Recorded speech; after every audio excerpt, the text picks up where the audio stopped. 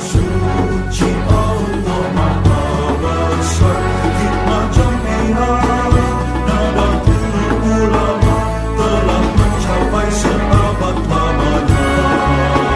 Sudah seabad sejak kebangkitannya, ulama bersama pengikut-pengikutnya istiqomah dan setia jaga akidah dan sunnah Rasulnya.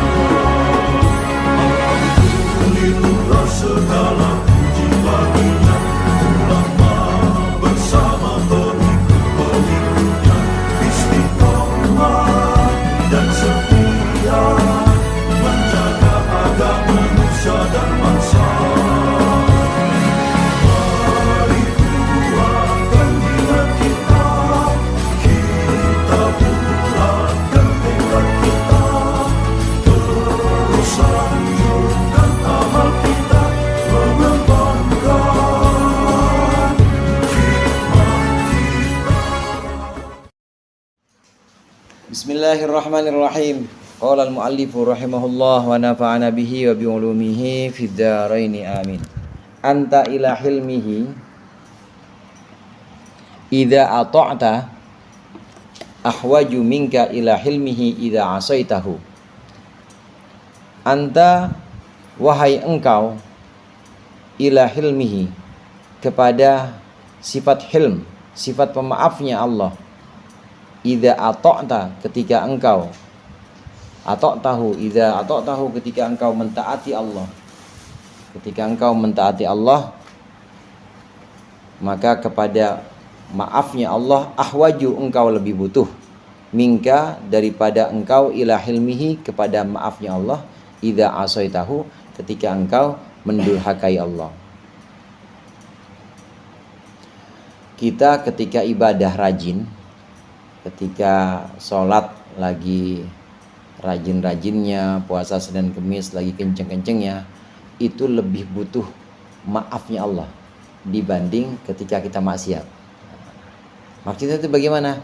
Kalau orang maksiat hatinya hancur, orang maksiat biasanya udah gak mungkin menyombongkan apa yang ada pada dirinya. Ya Allah, aku datang kepadamu ya Allah, aku kotor. Tapi hati-hati, orang yang rajin ibadah atau orang yang taat itu kadang-kadang suka bawa dirinya atau akunya. Ya Allah, ini sholatku nih.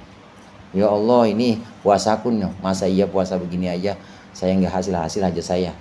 Maka kata Yahya Ibnu As-Sakandari, engkau ketika sedang taat-taatnya kepada Allah, engkau lebih butuh maafnya Allah dibanding ketika engkau sedang maksiat. Kalau orang maksiat udah puguh, orang maksiat udah pasti merasa kotor dan merasa rendah. Tapi yang bahaya itu kalau orang ibadah merasa besar, orang ibadah merasa pantas ngatur-ngatur Allah. Makanya kita saat lagi rajin-rajin ibadah ini lebih butuh maafnya Allah. Ini maksud dari makalah Ibnu Athaillah yang barusan ini. Sifat hilm ini saudara, hilm. Ini sifat di Asmaul Husnanya halim. Halim itu kalau bahasa Jawanya aris. Aris itu apa? Cak doni. Aris itu apa? Jadi kalau halim, ya, halim itu bukan cuma penyayang, tapi penyayang sekaligus pemaaf. Penyayang sekaligus pemaaf. Jadi dia bukan hanya sekedar sayang saja, tapi pemaaf. Itu namanya halim. Dan biasanya orang yang punya sifat hilm atau halim, dia bisa membalas orang, bisa, tapi dia nggak mau balas. Ini namanya sifat halim. Kayak Bang Agun misalnya di sama Ja'far, panggil Gun aja. Gun. Udah gitu sambil lempar lagi. Bang Agun bisa nggak balas tuh kira-kira pas? Bisa. Tapi karena Bang Agun halim, punya sifat hilm, saya maafin yang kayak begitu. Nah, Allah punya sifat itu. Allah punya sifat halim. Allah itu punya sifat hilm. Kita kepada sifat hilmnya Allah ini lebih butuh saat kita taat, saat kita lagi sregep atau rajin ibadah. Ini lebih butuh dibanding ketika kita sedang maksiat. Syaraful abdi, kemuliaannya seorang hamba, wa rif'atu qadrihi, dan luhurnya kadar atau luhurnya derajat si hamba innama yakunu binadharihi ila rabbih, hanyalah terjadi dengan pandangannya si hamba kepada Tuhannya azza wa jalla, wa iqbalihi alaihi, dan dengan menghadapnya si hamba alaihi kepada Tuhan, wa sukunihi ilaihi, dan tenangnya atau antengnya si hamba ilaihi kepada Tuhan, wa atimadihi, dan bergantungnya hamba alaihi kepada Tuhan. Kemuliaan kita sebagai hamba dan ketinggian derajat kita ini hanya bisa kita peroleh dengan cara kita hanya memandang Allah, bukan memandang diri kita sendiri. Kita menghadap kepada Allah, bukan menghadap kepada kepentingan kita. Kadang-kadang kita sholat yang kita hadirkan itu bukan Allah yang kita hadapkan, itu kita bukan menghadap kepada Allah, tapi kita menghadap kepada hajat kita, sholat hajat. Jadi yang kebayang anu aja gitu, Bang Mamat, yang orang hajatnya anu, ya kebayangnya anu aja, ya Allahnya kemana ya nggak tahu dah, Allahnya nggak kemana. Nah itu kalau hamba yang mulia derajatnya tinggi itu menghadapnya benar-benar pada Allah, bukan pada selain Allah. Kemuliaan seorang hamba itu ketika dia memandang hanya kepada Allah saja, menghadap hanya pada Allah saja, dan juga bergantung serta merasa nyaman dan tentram hanya bersama Allah saja. Nah terus bagaimana kalau tidak seperti itu? Ya berarti nggak mulia. Wadana'atuhu di sini, wadana'atuhu, dan kehinaan seorang hamba, wa khissatuhu, dan juga kerendahannya, wa suqutuhu, dan juga terperosoknya hamba, min ainillahi ta'ala, dari pandangan Allah Ta'ala, innama takunu, itu hanyalah terjadi binadharihi, sebab memandangnya hamba ila nafsihi, kepada dirinya sendiri, wa iqbalihi, dan menghadapnya si hamba ala ghairihi, kepada selain Allah, wastinadihi ila siwahu, dan bergantungnya si hamba ila siwahu, kepada selain Allah. Nah ini kerendahannya seorang hamba. Hamba itu kalau memandang, yang dia pandang bukan Allah, tapi memandang kepada dirinya sendiri. Aku nih sholatku, aku nih ilmuku, aku nih jamaahku. Dia yang memandang dirinya sendiri. Kemudian menghadap, yang dia menghadapnya juga bukan kepada Allah, tapi menghadapnya kepada selain Allah. Apa yang dihadapin? Proposal. Yang dihadapi apa? Popularitas. Yang dihadapi apa? Kemasyhuran. Dan bergantung juga bukan kepada Allah, bergantungnya kepada bos, atau bergantungnya kepada donatur, bergantungnya kepada apapun yang selain Allah, maka itu terperosok, jatuh, dan hina di hadapan Allah, seperti itu. Itu seorang hamba. Fal abdu inda amalihi bi taati, maka seorang hamba ketika amal atau ketika perbuatannya bi taati, dengan ketaatan, dengan ibadah, maka hamba ketika dia taat, mu'radun li hadhil akhtar. Mu'radun itu dipampangkan, mu'radun itu dihadapkan li hadhil akhtari, kepada cacat-cacat ini, min nadharihi, dari pandangannya si hamba, ila nafsihi, kepada dirinya, wasti'dhami amalihi, dan menganggap besar perbuatannya si hamba, wa ujbihi, dan ujubnya si hamba, bi taatihi, dengan ibadahnya, dengan taatnya hamba, wa sukunihi, dan anteng atau nyamannya si hamba, ila muamalatihi, kepada muamalahnya atau kepada ibadahnya hamba, walaitahu yaslamu, dan jarang sekali si hamba itu yaslamu, selamat, fihi, di dalamnya, min daqaiqi riya, selamat dari halusnya riya, wat tasannu'i, dan tasannu itu pura-pura, bi khilafil maksiati, berbeda dengan saat maksiat, fi jami hadil ahya'i, dalam seluruh perkara ini. Fa innaha, maka sesungguhnya maksiat, tahmiluhu, maksiat membawa si hamba, alal hadari, kepada kesalahan, wal khaufi, dan rasa takut, min rabbihi, kepada Tuhannya, wa tujibu, dan maksiat menyebabkan lahu, kepada si hamba, menyebabkan al istiqanata, rasa nyaman, wal khudu'a, dan juga rendah hati, wa syiddatal iftigari, dan sangat butuh ilaihi, kepada Allah. Itu dua keadaan yang berbeda. Keadaan yang pertama, hamba kalau sedang taat, hati-hati, dia dihadapkan kepada bahaya-bahaya, memandang dirinya mulia, memandang ibadahnya itu layak dibalas sama Allah, memandang ketaatannya itu bisa membuat dia lebih mulia. Hati-hati, itu lebih bahaya dibanding keadaan yang kedua, dengan keadaan di mana seorang hamba sedang maksiat. Kalau sedang maksiat, maka si hamba ini jelas dia bangkit menuju Allah dalam rasa takut, dalam rasa hina, dan dia merasa nyaman ada di pelukan Allah. Dia merasa rendah di hadapan Allah dan merasa sangat butuh pada Allah. Dan kalau udah seperti itu, udah butuh pada Allah, Allah itu datang atau hadir. Allah hadir. Karena memang dia memanggil Allah dalam keadaan yang sangat butuh. Ada orang yang bertahun-tahun dia nggak pernah dikasih sakit sama Allah, nggak pernah dikasih musibah. Kemudian malaikat protes, saudara. Malaikat bilang, ya Allah, itu gara-gara ya Allah itu hambamu yang satu itu nggak pernah menyebut namamu, nggak pernah ingat pada engkau ya Allah. Kata Allah, iya itu gara-gara saya kasih nikmat, coba saya kasih musibah. Itu dikasih musibah, dicolek dikit sama malaikat sarafnya, kan rada minyon tuh. Baru mulai Allah. Nah di situ Allah datang. Allah dia lagi panggil Allah datang di situ. Allah ada, labbaik ya abdi, iya hambaku. Kemarin kemana aja? Kemarin kemana aja? Nah kita jangan nunggu minyon. Jangan nunggu kita sakit ditegur Allah. Kan kerenan mana? Kerenan memanggil Allah dalam keadaan sehat atau dalam keadaan udah terpaksa minyon?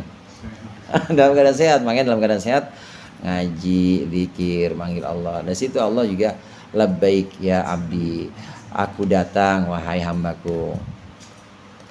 Allah datang. Orang yang menuju pada Allah sejengkal, maka Allah akan menuju padanya satu hasta. Orang yang datang menuju pada Allah dengan berjalan, maka Allah akan datang padanya berlari. Itu maksudnya makna secara ini, maknawi, bukan secara fisik, bukan. Artinya Allah cepat. Allah akan cepat menghampiri hamba-hamba yang hatinya hancur karena maksiat. Tapi orang-orang yang hamba-hamba yang datang dengan ibadah kemudian ujub dengan ibadahnya, justru malah dilemparin nanti ibadah itu sama malaikat-malaikat penjaga langit. Nggak butuh Allah ibadah-ibadah yang dengan kesombongan, ibadah-ibadah dengan rasa ujub itu, kata Allah. Dan memang sejatinya Allah nggak butuh ibadah, saudara. Andai seluruh dunia dari sejak penciptaan pertama sampai terakhir itu andai semuanya ingkar, semuanya nantang Allah, Allah tetap Tuhan, nggak akan berkurang itu, nggak akan berkurang kekuasaan Allah. Dan andai semuanya menyembah Allah, nggak menentang Allah, semuanya iman, semuanya taat, itu pun tidak akan menambah kekuasaan Allah. Bukan kayak konstituen atau ini pemilih-pemilih yang ada di pilkada misalnya, enggak. Jadi mau orang nyembah ke mau enggak, Allah tetap Tuhan dan tidak akan mengurangi kekuasaan Allah.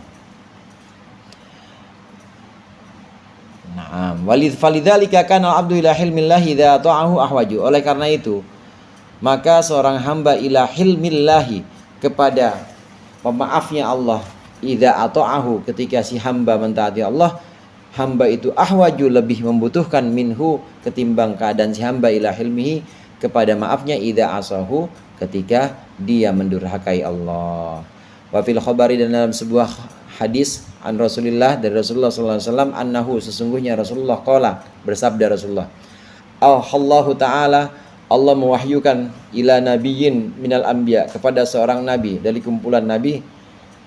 Wahyunya begini, qul, katakanlah wahai sang nabi, li ibadi as-siddiqin, kepada hamba-hambaku yang siddiqin, hamba-hambaku yang benar kecintaannya kepada Allah. Katakanlah kepada mereka, la tagtarru, janganlah mereka terbujuk. Fa inni in aqamtu alaihim adli, sesungguhnya aku in aqamtu, jika aku menegakkan alaihim, atas mereka, adli, keadilanku, wa qisti, dan ya keadilanku, apabila aku tegakkan keadilanku kepada mereka, u'adzibuhum, aku siksa mereka, ghairu zalimin, dan aku tidak dalam keadaan zalim, lahum, kepada mereka. Waqul, dan katakanlah wahai Nabi, li ibadi, kepada hamba-hambaku, al khotoina, yang berbuat kesalahan, khoto, la tai'asu min rahmati, janganlah kalian putus asa terhadap kasih sayangku. Fa inni, maka sungguhnya aku, la yakburu alayya, itu tidaklah besar di sisiku dzambun, satu dosa pun, aghfiruhu, yang aku ampuni. Walihadzal makna titik. Ini sabda Rasulullah. Kata Rasulullah, Allah memberikan wahyu kepada seorang nabi sebelumku. Wahyunya itu begini, kata Allah, wahai nabi, katakan itu sama orang-orang yang ahli ibadah, orang-orang yang benar ibadahnya padaku, hati-hati, jangan merasa paling dan jangan merasa lebih mulia, jangan tertipu, karena sesungguhnya jika aku tegakkan keadilanku atas mereka yang ahli ibadah ini, maka aku siksa mereka dan aku tidak zalim menyiksa mereka. Maksudnya Allah Maha tahu, saudara, ibadah apapun yang kita lakukan itu tidak ada yang sempurna. Nggak ada yang sempurna ibadah kita. Bagaimana mungkin kita jasmani yang hina muncul dari sesuatu yang hina tapi melahirkan ibadah yang sempurna? Nggak mungkin, nggak bakal bisa. Ada yang sholat dari takbiratul ihram sampai salam ingat Allah terus, ada nggak? Yang mana orangnya? Atau ada yang puasa dari subuh sampai maghrib? Ada nggak yang puasa dari subuh sampai maghrib? Ini yang tangannya nggak maksiat, matanya nggak maksiat, atau hatinya sama sekali nggak ada kepinginan kecuali akhirat. Orang masih lebaran yang dipikirin, kan nggak ada. Itu kalau mau Allah teliti yang kecil-kecil begitu, maka aku pantas banget, kata Allah, apabila aku tegakkan keadilanku, maka aku bisa menyiksa mereka dan aku tidak zalim. Karena memang nggak ada yang ibadahnya nggak ada yang sempurna, semuanya cacat. Maka jangan terbujuk atau jangan tertipu orang-orang yang ahli ibadah dengan ibadahnya, jangan tertipu karena sungguhnya ibadahnya itu sangat kurang. Dan kalau ditegakkan keadilannya, keadilan Allah kepada orang yang ahli ibadah, saudara, kepada kita misalnya, itu ya lemes dah kita. Ya kalau keadilan yang tegak atau keadilannya sebandingkan ibadahnya 70 tahun, ya surganya 70 tahun. Habis gitu habis kontrak udah. Terus kemana? Ya udah kemana kayak gelandangan kayak cari aja surga lagi. Kan harusnya begitu kalau mau tegak-tegakkan keadilan. Kalau ibadahnya 70, surganya 70 juga, 70 tahun. Ini kan enggak, Allah enggak tegakkan keadilan, tapi Allah kasih selamanya. Ini maha rahimnya Allah, maha sayangnya Allah kepada orang ibadah. Cuma jangan merasa paling ibadah, jangan tertipu dengan prestasi ibadah itu. Nah begitu juga wahai orang-orang yang berbuat salah. Ini wahyu Allah kepada Nabi sebelum Nabi Muhammad, dan juga kepada orang-orang yang termasuk golongan Nabi Muhammad, umatnya Nabi Muhammad. Wahai orang yang berbuat salah, dosa, jangan putus asa kepada rahmatku, kata Allah. Karena sesungguhnya tidak ada dosa yang besar kalau udah aku ampuni. Ya, innal kaba'ira fil ghufrani kal lamami. Sesungguhnya dosa-dosa besar di lautan pengampunan Allah itu seperti buih. Buih itu kalau kita bikin kopi itu ada itunya, ada sarang sepatnya. Itu buih itu namanya, itu busanya. Nah itu busanya itu dosa-dosa seluruh makhluk itu busa semuanya. Ampunan Allah apa? Laut semua itu ampunan Allah. Jadi dosa-dosa makhluk itu sangat kecil jika dihadapkan kepada ampunan Allah yang sangat luas ini. Maka jangan putus asa. Walihadzal makna, dan senada dengan makna ini qala, berkata Abu Yazid radhiyallahu anhu, taubatul maksiati wahidatun. Taubatnya orang maksiat atau taubat dari kemaksiatan wahidatun, itu satu, cukup sekali. Wa taubatut taati, sedangkan taubat dalam ketaatan itu alfu taubatin, 1000 kali taubat. Orang maksiat mah cukup taubatnya sekali aja. Maksudnya astagfirullahaladzim, saya merasa hina. Tapi kalau orang taat itu taubatnya 1000. Astagfirullahaladzim, ngerasa paling benar saya. Astagfirullahaladzim, ngerasa paling sempurna sholat saya. Astagfirullahaladzim, ilmu saya masih jadi andalan aja. Terus masih banyak. Jadi orang yang dalam keadaan ibadahnya rajin ini harus hati-hati, karena di situ banyak sekali godaan-godaan dari hawa nafsu.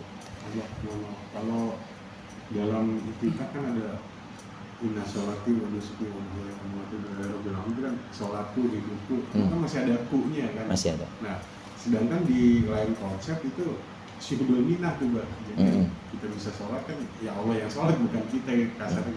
Nah itu tabrakan konsep atau memang itu step yang harus kita lalui sebelum kita sampai pada syuhudul minah. Jadi sholatku, hidupku, matiku, kemudian kan terus dihubungkan lillahi rabbil alamin, milik Allah tetap. Oh, baik. Jadi disambungkan inna sholati wa nusuki, sungguhnya sholat dan ibadahku, wa mahyaya, hidup, wa mamati dan matiku lillahi rabbil alamin. Artinya kunya udah melebur dan udah hilang, lillahi, milik Allah. Jadi artinya sama aja kalau saya sebutkan cakwe ini, tempe ini, bakwan ini, atau bakwanku, cakweku, tempeku miliknya Mang Udin. Ya berarti emang bukan punya saya. Artinya udah lenyapkan atau udah dihilangkan lagi, udah miliknya Mang Udin, bukan punya saya lagi. Kalau dibilang step ya memang harus seperti itu, step secara logika kebahasan memang harus seperti itu. Jadi setelah ada penisbatan, Allah menisbatkan bahwa ya betul itu ibadahmu, ada upayamu, tapi tetap harus dikembalikan lagi lillahi rabbil alamin. Terima kasih banyak. Iya. As-sitru 'alal qismaini, sitrun 'alal ma'siyati wallahu a'lam bishawab.